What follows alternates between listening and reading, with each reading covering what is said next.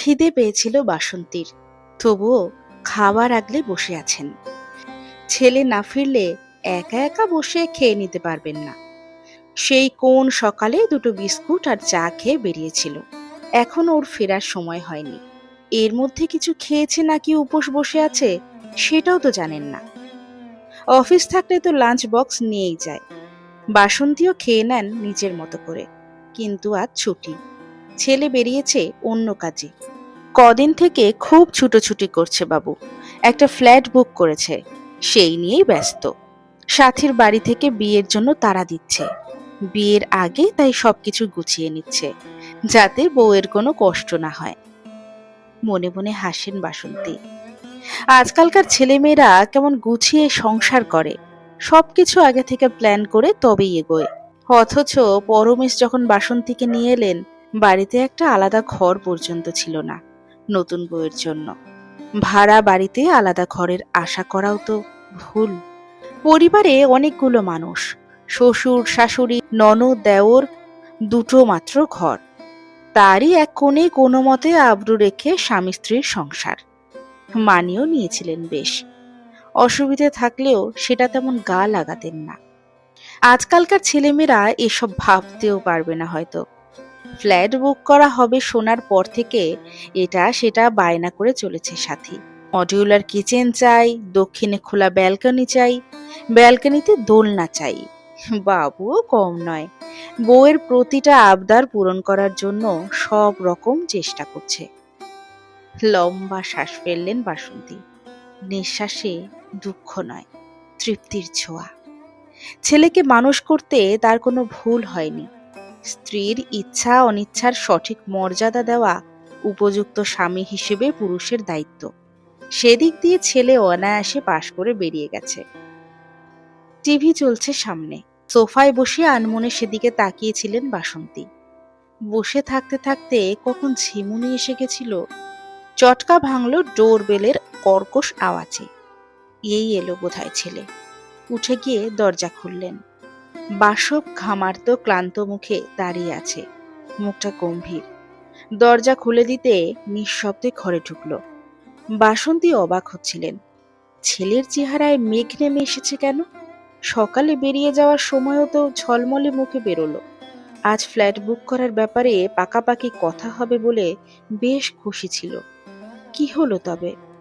কৌতূহল চেপে রাখতে না পেরে বলেই ফেললেন, কি হয়েছে রে বাবু?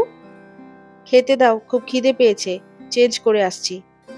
গম্ভীর মুখে বাথরুমে ঢুকলো বাসক। কিছুক্ষণ দাঁড়িয়ে থেকে রান্নাঘরে গেলেন বাসন্তী। খাবার গরম করবেন। কিছু একটা হয়েছে, বাবু চেপে যাচ্ছে কেন? ভুরু কুঁচকে রইল তার। খাবার টেবিলে এসে বসেছে বাসক। ভাড়ার এই ঘরটা বড্ড ছোট, আসবাবপত্র রাখার জায়গাই নেই। চারপাশ ঘিঞ্জি হয়ে আছে। সাথীদের বিশাল বাড়ি, বিশাল বিশাল ঘর, একান্নবর্তী পরিবার ওদের। ওরকম বাড়ি থেকে এসে এই ছোট্ট ঘরে ওর অসুবিধে হবে না? সে কারণেই তড়িঘড়ি ফ্ল্যাটটা বুক করতে চাইছে।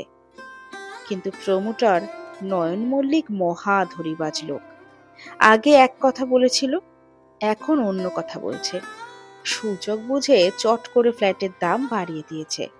এটা সেটা হিসেব দেখিয়ে ফাঁকে তালে অনেকগুলো টাকা বাড়িয়ে দিয়েছে। যে কারণে ডাউন পেমেন্ট যেখানে 10 লাখ ছিল, সেটা 15 লাখে গিয়ে দাঁড়িয়েছে। মা ভাত বেড়ে দিয়েছে। ডাল দিয়ে ভাত মাখতে মাখতে বাসব বুঝলো খিদেটা মরে এসেছে, ইচ্ছে করছে না। বাসন্তী গোগ্রাসে খাচ্ছিলেন। খেয়াল করলেন ছেলে খাচ্ছে না। থমকে গিয়ে বললেন, খেতে পারছিস না কেন? কি হয়েছে তোর? তখন থেকে দেখছি কিছু একটা ভাবতেই চলেছিস। বাসব একটু চুপ করে রইল। তারপর থালায় আঁকিবুকি কাটতে কাটতে বলল, একটা মুশকিল হয়ে গেছে মা। কি হয়েছে? বাসন্তীর চোখে আশঙ্কার ছায়া। ফ্ল্যাট বুক করতে 15 লাখ টাকা জমা করতে হবে। 10 লাখ আছে, আরো 5 লাখ কোত্থেকে জোগাড় করব? সর্বনাশ! বাসন্তী কোনো মতে বললেন, টাকা জোগাড় করতে না পারলে ফ্ল্যাটটা ছেড়ে দিতে হবে মা। বাসবের মুখ শুকনো। বাসন্তী কি করবেন বুঝতে পারছিলেন না। এত উৎসাহ নিয়ে ফ্ল্যাটটা বুক করেছিল, এখন ওটা ছেড়ে দিতে হবে? ছেলের চুপসে যাওয়া মুখটার দিকে তাকিয়ে তার বুক মোচড়ায়। অস্ফুটে বললেন, এখন কি হবে? জানি না, লোনও তো আর নিতে পারবো না। বলতে বলতে হঠাৎ থেমে যায় বাসক। কি এক আশায় দু চোখ ঝলমল করে ওঠে। গভীর আগ্রহ নিয়ে মায়ের দিকে তাকায় সে। তোমার কিছু গয়না আছে না মা? বাসন্তী থমকে যান। গয়না কিছুই নেই, সব মেয়ের বিয়ের সময় কাজে লাগিয়ে দিয়েছিলেন। পরমেশের ক্ষমতা কম ছিল, মেয়েকে গয়নায় সাজিয়ে দেওয়ার সামর্থ্য তার ছিল না। মাকে চুপ দেখে বাসব অধৈর্য গলায় বলল, কি হলো মা, কি ভাবছো? গয়না বিক্রি করব না তো, শুধু বন্ধক রেখে লোন নেব। আমার কাছে কিছু নেই, সব তো তোর দিদির বিয়েতে দিয়ে দিলাম। বলতে গিয়ে আমতা আমতা করেন বাসন্তী। কিছু নেই তোমার কাছে?